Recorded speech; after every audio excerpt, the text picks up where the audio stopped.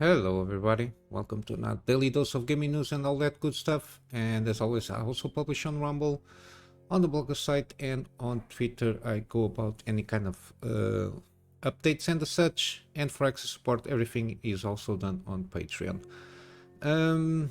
Yeah, didn't manage to go around and do some live streaming yesterday. I've been pretty busy lately, but from the free time that I got, like half an hour and such, and kind of blocks of half an hour sometimes that I have for free time, I try to get along and advance the recordings on the active gameplay series, so I can have some episodes on the back burner, so I can publish everything on time. And with that, we'll be having a Jedi Survivor, and tomorrow we're going to continue again with the Dead Space remake. What else?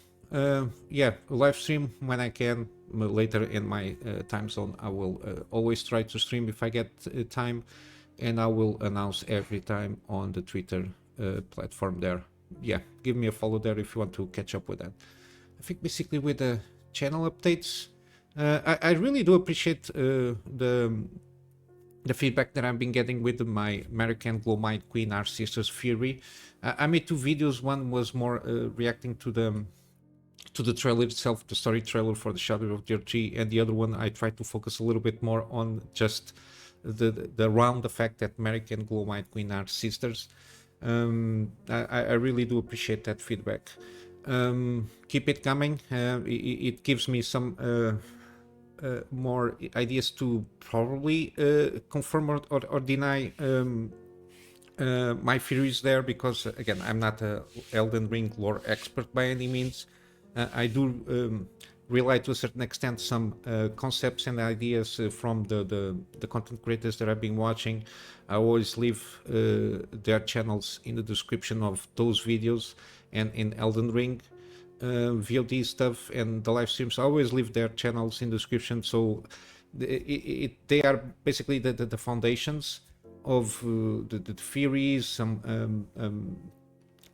the baseline kind of a thing of what usually the mainstream Elden Ring lore content creators as a lore foundation for the world of the Elden Ring. And with the gameplay that I've been playing and everything, I can try to think of stuff that I think that might be missing, or to complement some stuff that already has been going around, and again to speculate with the things we don't know for sure. But yeah, I do really appreciate that feedback. So let's go to the news. I covered this last week regarding the HBM3 memory, so the high bandwidth memory DRAM thing, which is on the version 3, which is usually now being using a lot for the AI accelerator stuff from NVIDIA, and also, of course, for AMD's Instinct MI series there. Again, we got some speculations. I think it come from Wall Street Journal or something like that. I'm not sure. I know Business Korean, no. I think it was the Financial Times, something like that. They said that NVIDIA kind of rejected those new HBM3E memory modules from Samsung, given that supposedly it was not very good in terms of performance, in terms of heat, and issues with heat and power consumption, supposedly. That's the rumor. There was no official word from NVIDIA that I can saw that regarding that situation. And because it was in a newspaper of record, let's say, Samsung thought that you need to come out and try to clarify things, even though there is no kind of straight-through clarifications. But yeah, basically they said they are smoothly conducting tests for HBM supply with various global partners. We are making efforts to improve quality and enhance reliability for all our products. We are rigorously testing the quality and performance of HBM products to provide the best solution to our customers. Again, they don't reference this version of HBMI, the 3E version, and they don't really go in this specific situation, even though again it's normal for a company when they want you to do this mass scale kind of adoption of a certain component. It goes through several stages, including the fact that the prototyping and testing and making sure that the things on the level of manufacturing, when it goes full scale production, it is in the proper standards that the companies, the client companies wants to reach there. But there is no address directly this situation here, which is very interesting. This I highlighted this because they really don't address the situation in the specific. Neither did Nvidia. Basically, we didn't get like a specific confirming or denying that the rumors and speculations were correct or not. And again, that's why when you don't address the situations itself, it lends to the news outlets and people like me to continue to speculate that might be an issue here, given that they are at this moment in time trying to compete with SK Hynix, which is something that I've been telling a lot, that I thought it was acquired by AMD. No, AMD acquired a few years ago in terms of memory companies. It was Xilinx. It was a completely different company, but because again it's the naming scheme, I'm pretty terrible with names and trying to memorize them. But yeah, this has nothing to do with AMD. From time to time when I refer to this company, I always think it is Xilinx, but no, I this time I went around and tried to figure out what is what. No, this SK Hynix is a South Korean company. It is specialized in memory stuff and other stuff. It's part of a conglomerate, SQ, whatever it is, or SK something. It's part of a conglomerate, South Korean conglomerate that goes for a range of things, and Hynix is specialized in the memory thing there, which is the second biggest company, the conglomerate, right after Samsung, which is of course is also South Korean. But yeah, they are competing each other in that market directly between this HBM3E. And from what we know, Nvidia has been relying a lot on SK Hynix kind of products in terms of the memory, especially on the Grasshopper, I think. And AMD has their own ceilings, but they also need, because of the demands of the quantities, SK Hynix is the better one in terms of, at least as a standard, gold standard, in terms of the quality of the products. But yeah. Basically in terms of industry, just follow up on this thing with HBM3E. Regarding gaming, we got a little bit more like some stuff regarding what is going to happen in the showcases that are aligned for the summer. I got this from Factual Life. Again, every kind of thing that every article that I mentioned here is the links are in the description below. And again, we got a thing here that shows us all the gaming fests that are scheduled for this summer. We start off again with the Summer's Game Fest, which part of the Game Awards, but it's all under the umbrella of Geoff Keighley. We'll have to see what it goes. Supposedly it's going to last around 2 hours or so. Again, I'm not sure if I'm going to be able to catch this live, but I will try to keep up with all these with all these shows and give my opinions and thoughts on this thing. Again, this is on Friday, June the 7th, live, and then they will have follow-up shows there, if not mistaken. But yeah, nothing concrete here. A lot of surprises.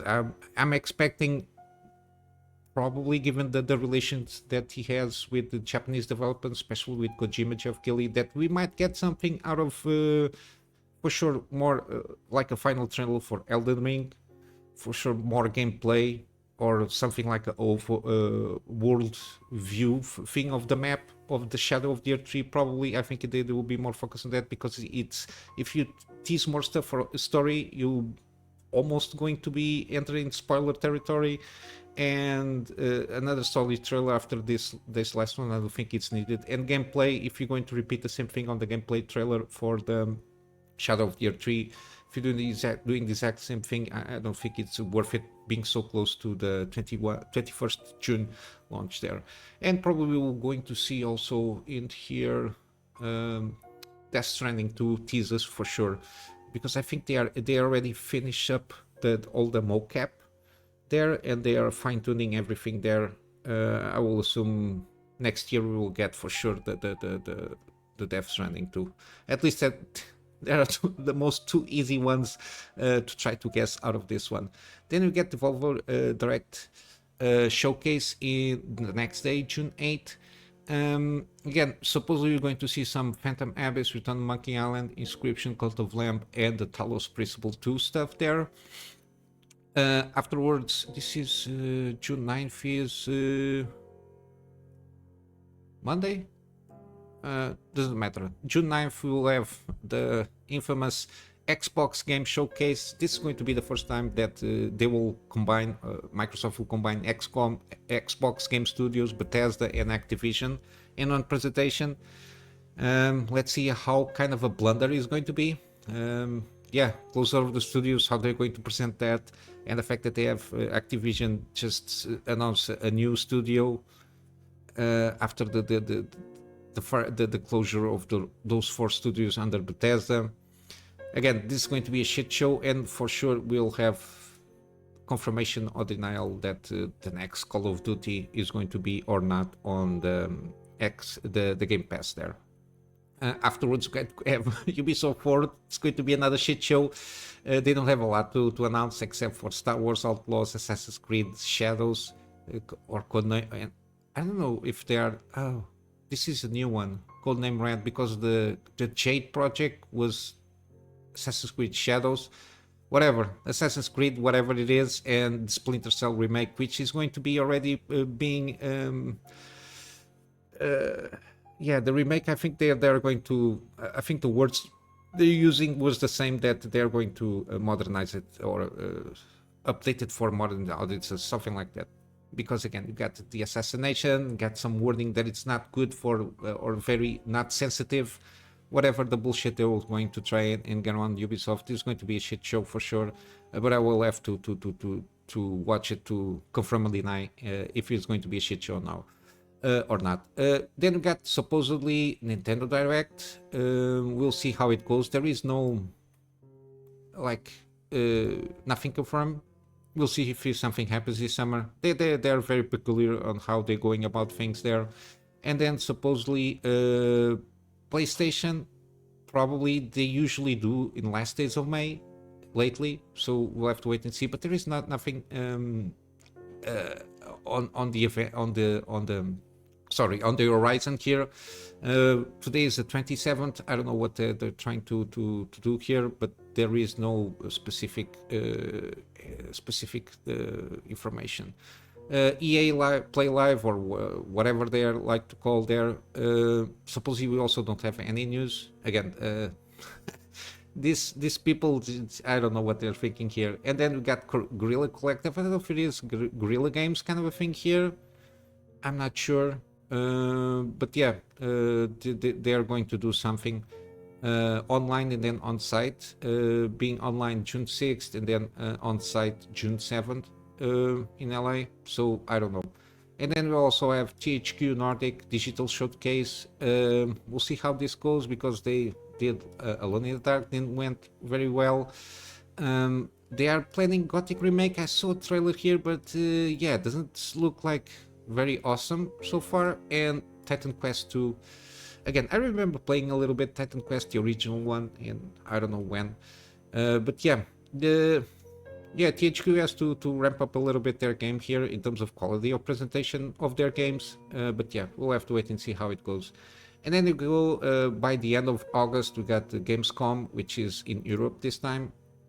It's going to be from 21st to 25 in Cologne, Germany. Again, a lot of stuff to be confirmed, but yeah, we'll have supposedly Geoff Keighley do the opening live kind of thing there.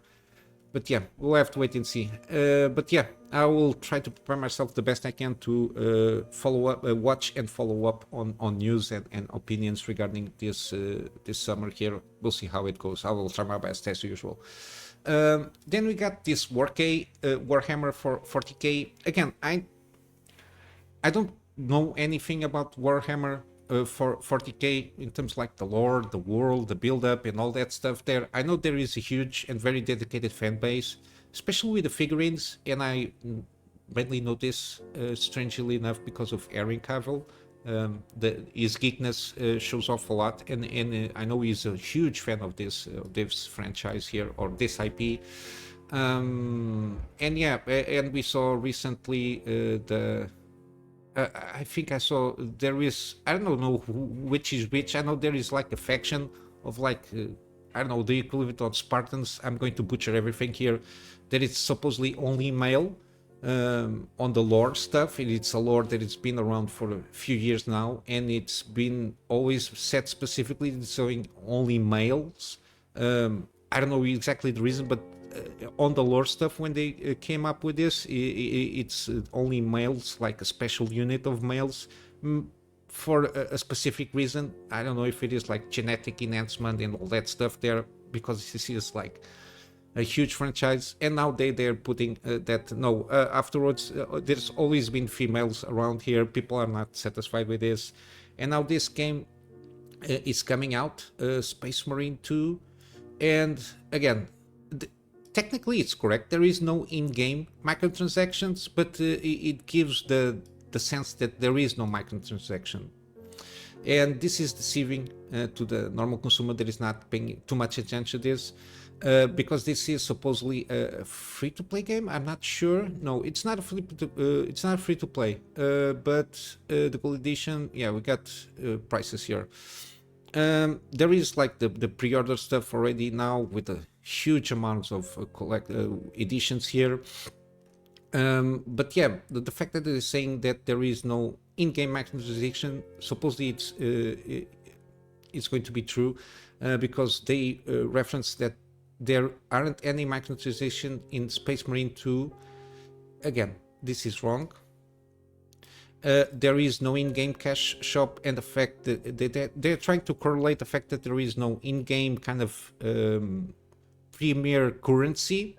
By that fact, it doesn't have any microtransactions, which is wrong, because DLC by itself is a microtransaction. You're doing a transaction to get something out of it.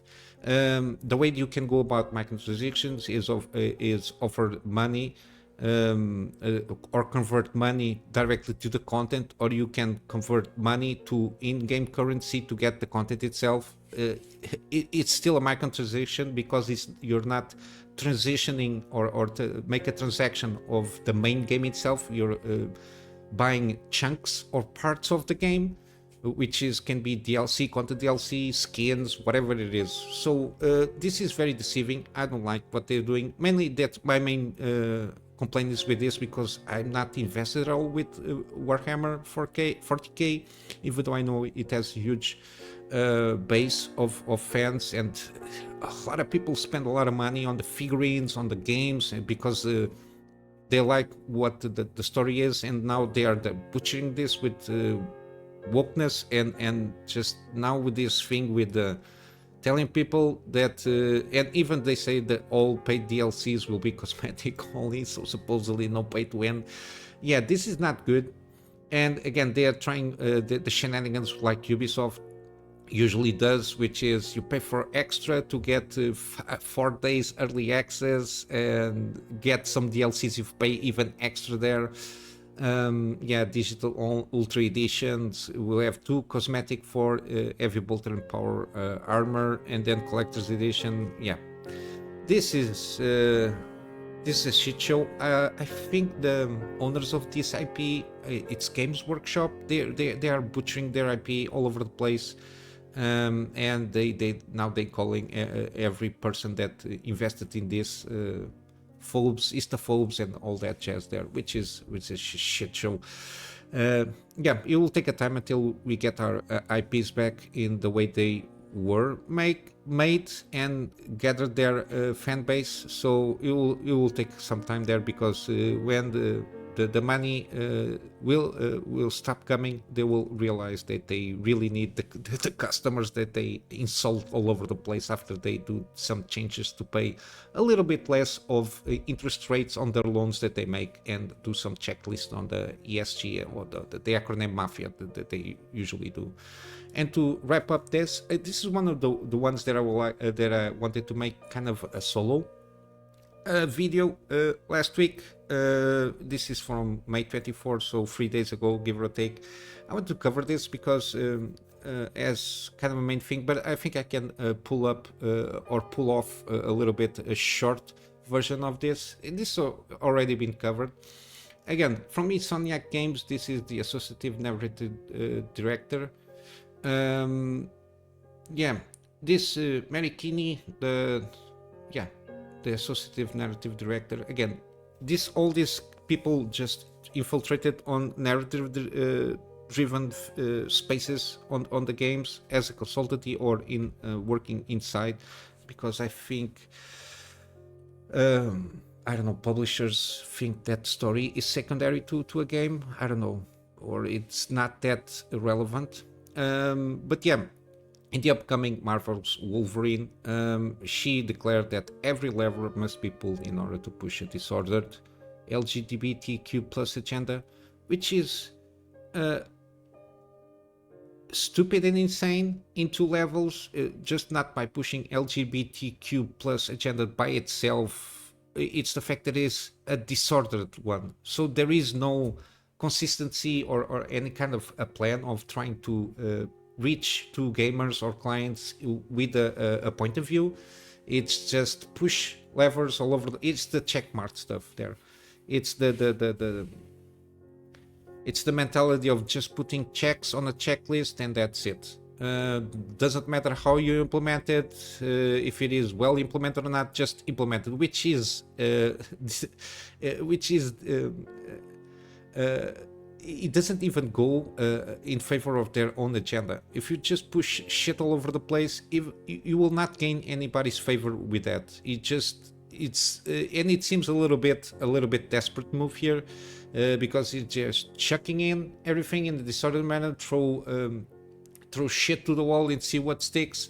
This will not work. Of course, seems a little bit desperate moves now.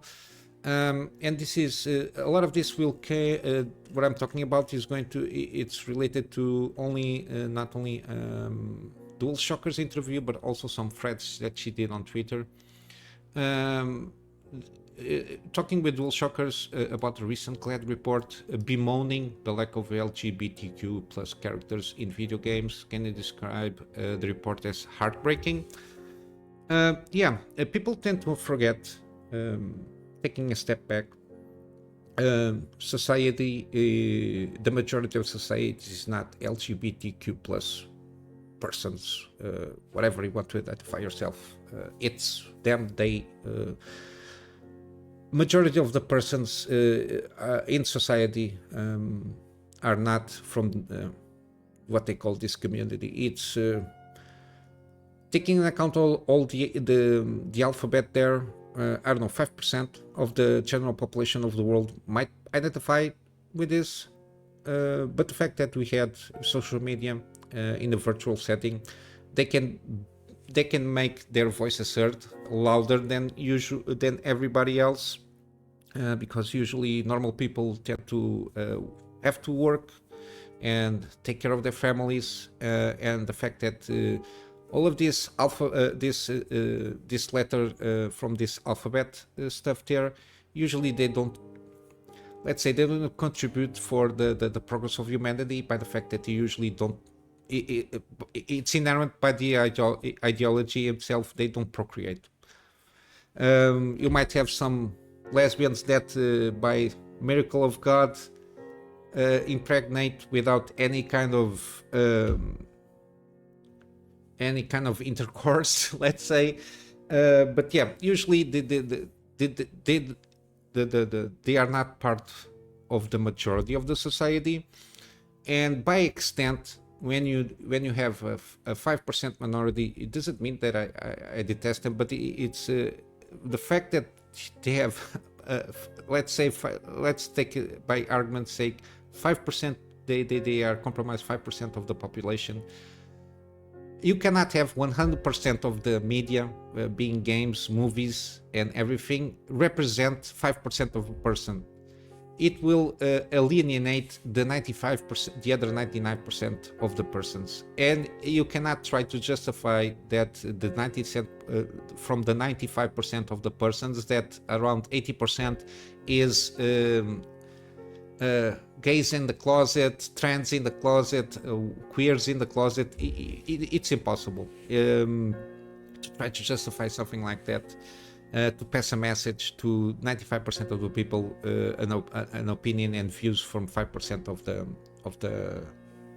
of that population itself. It's by itself is fascistic, because you are imposing the rights and the views of a minority into a majority, and by itself is a little bit fascistic there.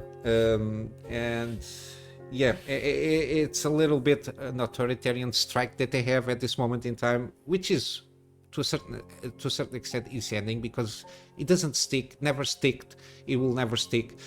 It will bother and ruin some stuff for us, but it's something that will in the long term it will not stick for sure.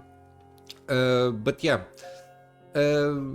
again, I don't remember who said that, but again, if you want to do something that represents your point of view, and I'm all for it, just make your own stuff up, make your worlds, make your characters. Don't take advantage of the things that are already there, that people always liked the way they were in a certain extent, because there is always been, in the case of superheroes or characters that are already established, there always going to be some kind of deconstruction of that character. But don't change the character by itself, or else it's you might as well change the name and the costume of that superhero. Invent something for yourself and be brave and bold on trying something new, instead of just messing around with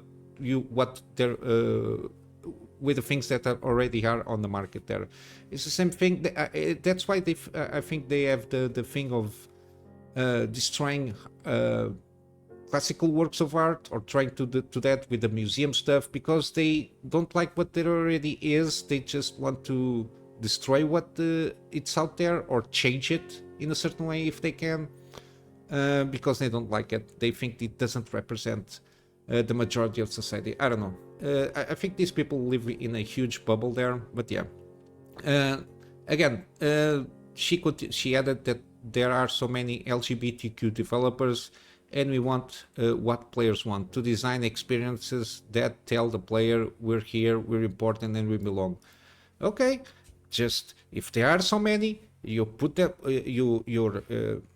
you make yourself available to each other, and make your own shit and for yourselves, and see how that works.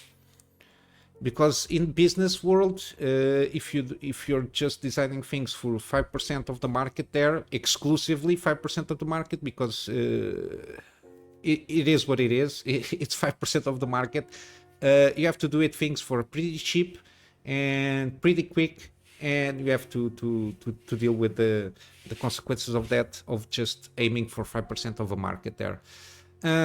Again, but because they just want to overtake what there already is in existence, they are going to try and pull every lever that they can, characters, community, support, mechanics, to make it so. Again, this is the desperate move that I was talking about. And then here on the article, they go about a little bit on the Catholicism and some point of views. Again, I don't want to delve too much on that. But yeah, the fact is, there is a point here, which is homosexual acts are intrinsically disordered. They are contrary to the natural law.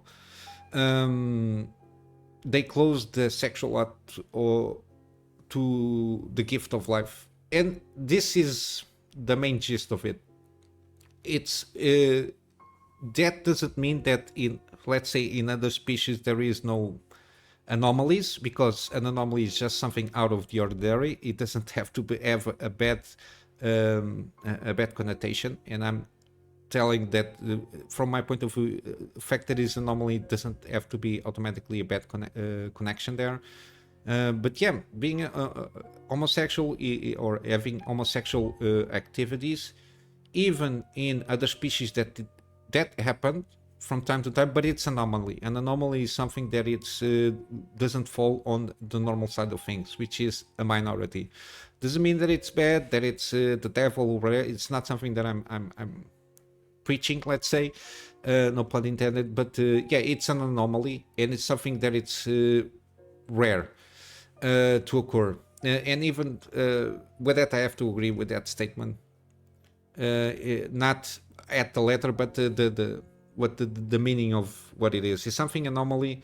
Doesn't contribute to a certain degree the continuation of the species itself, regardless of the species itself. Because if you have like two dogs that are gay, they're not going to contribute to the gene pool of the dog, to the dog pool, or if you want the lions, whatever animal you want to choose. If there is like a gay or a lesbian couple there on that species, they will not contribute with the sustainability of the species itself. The same thing is with the human race, even though we have moral conundrums for ourselves, that there is adoption, but in the animal world also there are cases of adoption, but it's not the normal thing to do. It's not in our nature, in the majority of people, to go about that way. But yeah, I'm not going to touch too much on the religion side of things here, but it's mainly about the ideology and trying to pass the fact of the bird's eyes view of this kind of a thing is basically when you try to push a minority into a majority, whatever it is, can be gaming, can be movies, can be even politics, whatever it is in terms of what you're trying to push. But here I'm going to focus more on the business side of things here, which is something that it's been happening in the last, at least on gaming, it's been more visible in the last 3 to 4 years probably. When you're trying to push on a market of 100% and the client base, let's say, it's representing, let's say 10%.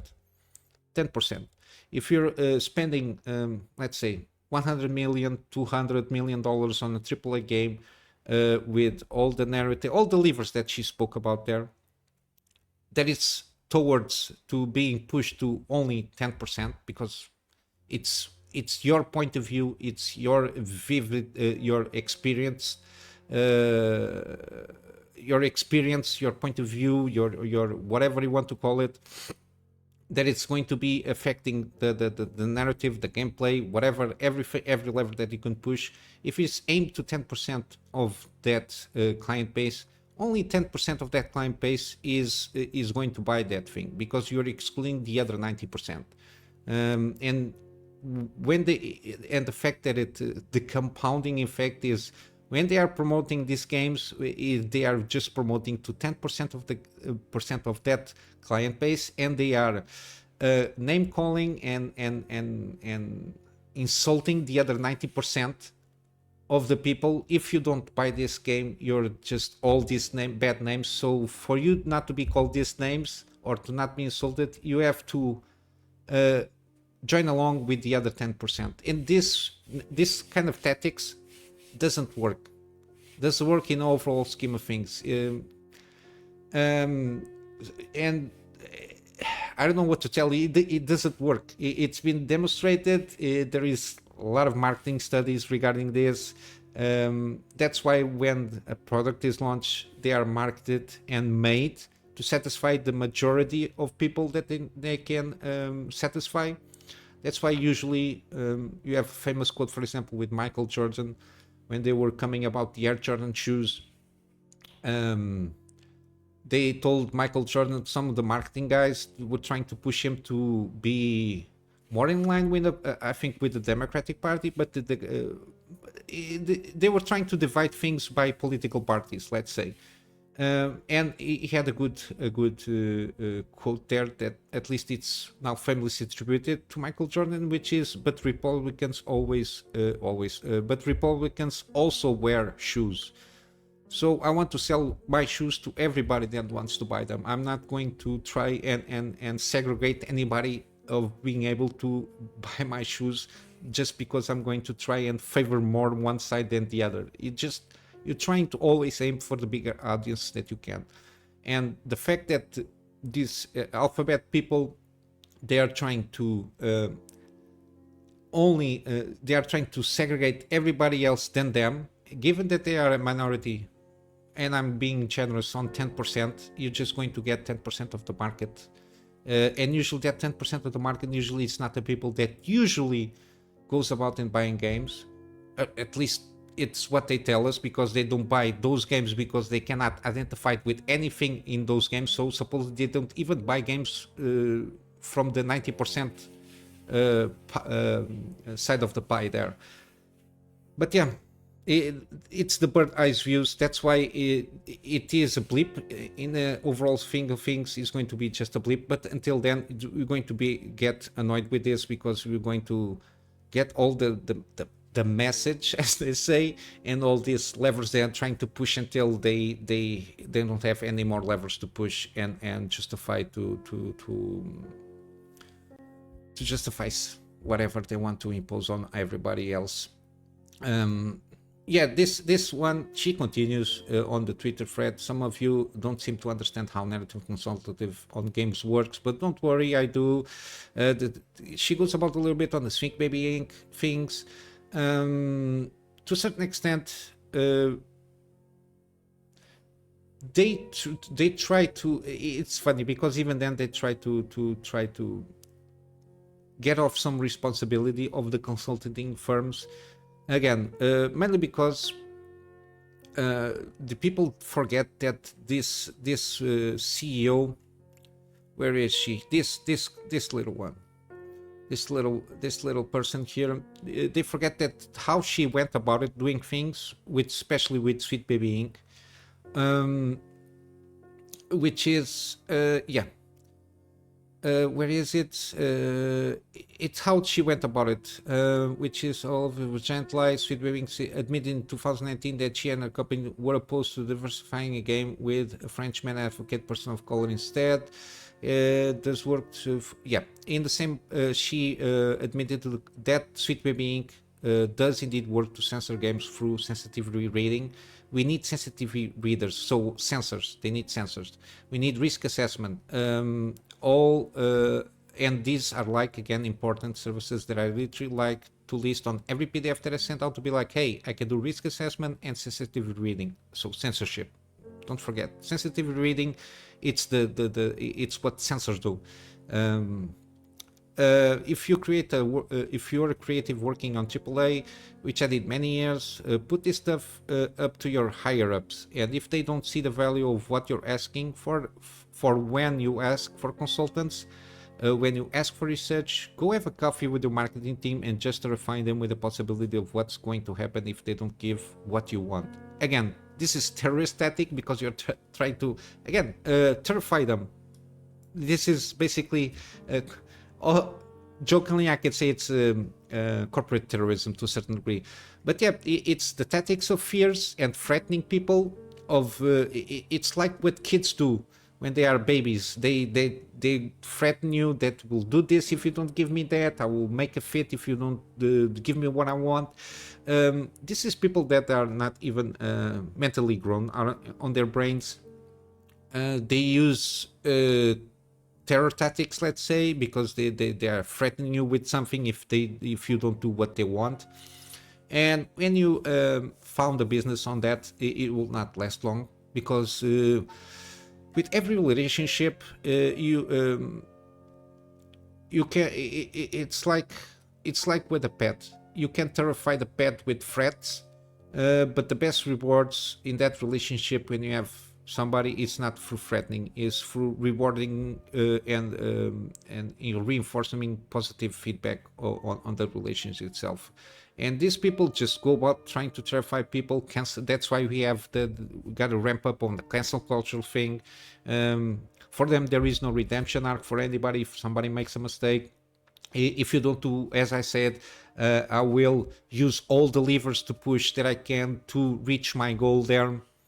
Again, that's what these people do, and then they just try to disguise that as fighting for a minority cause or something like that. But yeah, the overall gist of this, I'm not going to even enter too much on this, but yeah, people forget that this lady here, this small lady here, did this and incentivize this kind of attitudes and behaviors, and that they just, when the games flop, like this one, the latest from Warner Brothers, Kill the Justice League, whatever it's called, Suicide Squad, Kill the Justice League, whatever, they just lost officially, and they say officially, and I think they lose more than they are saying that they lose $200 million. Because if you see how the story, given that Sweet Baby Inc. worked on the narrative consultancy of things, so it's not about only the characters, the story itself. I think that, I don't know, I didn't follow up on that game because it's not a game for me. And from what I saw that it was going to be a bomb there. But yeah, all the characters, I think there is like a Mrs. Freeze now that I thought it was like the son of Mr. Freeze, but whatever. Yeah, all the characters, the story associated with those characters, the way they went about it. Yeah, and even Warner Bros. To a certain degree, yeah, they are at fault ultimately because they were the ones that contracted DEI consultants there. But again, they only go about doing this consultancy with this kind of companies for one main reason. It's about money, because they think by reducing the interest rates from the loans that they make, by complying with the checklist of the acronym mafia there, they are going to save money. But they forgot that they are these people, these consultancy firms, and this activism that it happens, it's only trying to market and make your game to 10% of the, and I'm being generous, to 10% of your market base. It's not going to make for the 90% of the market base. That's the main gist of it. They only are at this moment in time making money because there is an incentive, a monetary incentive to do so. Because when the money when the money dry up, and I will think it will start to dry up there, it's already been drying up because they got a lot of layoffs. Not saying all the layoffs are being like this acronym mafia related, but some of them is, I don't know percentages, but for sure some of them are. And because some of them are, and the fact they are bleeding money, they have to also lay off a lot of developers, people they are not, I assume, reaching the performance targets. Maybe some friendly people with the DEI stuff there then complain, and they, oh yeah, if you want to continue to lose, make the company lose money, you can also go. I don't know the inside dramas and the situations inside the companies there, but the fact that they are closing, it's and we've been seeing last year like 20,000 people were laid off in the industry itself, which is kind of demonstrating that not also it is about DEI, but it's also about profits. They want the CEOs need to gain their bonuses there, and at the end of the day, if you don't make money for the company, you're going to get laid off. That's the main gist of things. Even though DEI is culpable in their own sense, because they are aiming products that are going to be launched to the market to only 10% of that possible market, and that automatically makes the company lose money. So when they reach the conclusion there that it doesn't compensate trying to lower the interest rates on a loan for a project they're going to make, when they start getting that conclusion, they will start firing up all this acronym mafia stuff there. And even the Vanguards and the Black Rocks of this world, they are already, I think there is a study that taking into account this, I think trillions of dollars are already been lost in the business because of this kind of experiment that they did. But yeah, this is what I got in terms of news. Sorry about this little ramble regarding this, but yeah, it's the same thing over and over to a certain extent. If you zoom out a little bit, and then you got this, everybody does the little drama story there, specific stories. But yeah, the overall gist is what I try to tell about here. But yeah, I'm going for some gaming deals here. We still have Batman Arkham Collection on Steam, around 85% off. It's a good deal here. We got Journey, 70% off. We got the Bioshock stuff, remastered, 75 on the first one, 85 on the second one, and Bioshock Infinite is 75%. I recommend the with the season pass also. And we got also XCOM 2 collection. Again, this is all the XCOM 2 stuff, base game, and especially the War of the Chosen. Again, I recommend buying this pack here because then it's easier to get mods working, and we will not get any break mods because a lot of mods take an account, for example, the Warrior pack, the Reinforcement pack, and even this one, War of the Chosen Tactical Legacy pack. And of course, there are mods specifically just only work with War of the Chosen. But yeah, this pack is pretty good. It's pretty cheap. I think it's around, taking into account everything, because I have everything in the library, $10 or so. This is not the price here. This is like a pack here. But yeah, I will leave the link so you can check how much it costs. But it doesn't cost that much. It's pretty cheap, and it's still an excellent game here. And then we got here on Steam Deus Ex Human Revolution Director's Cut, 88% off, and Mankind Divided Digital Deluxe Edition is it's usually what I recommend. Usually it's around $6 or so. It's pretty cheap. But yeah, I don't have the bundle info here because I already have it on my library there. And lastly, we got the Metro Saga bundle, 85% off, give or take. Yeah, 85% off. It's cheap also, the same price that I've been checking on GOG, $9.50, give or take, if not mistaken. And yeah, yeah, this is a good deal also. And yeah, I'll wrap up for today. Sorry about the rambling here. I'll wrap up with a plug on my Patreon for extra support. The extra support is for me at this moment in time try to figure out a storage solution for me to be able to get backups of the stuff that I do for my clients, and of course some extra space for the videos that I do for the channel. And with all that said, hope you have a wonderful day, and I will see you in the next one. So until then, Kunamy Master out.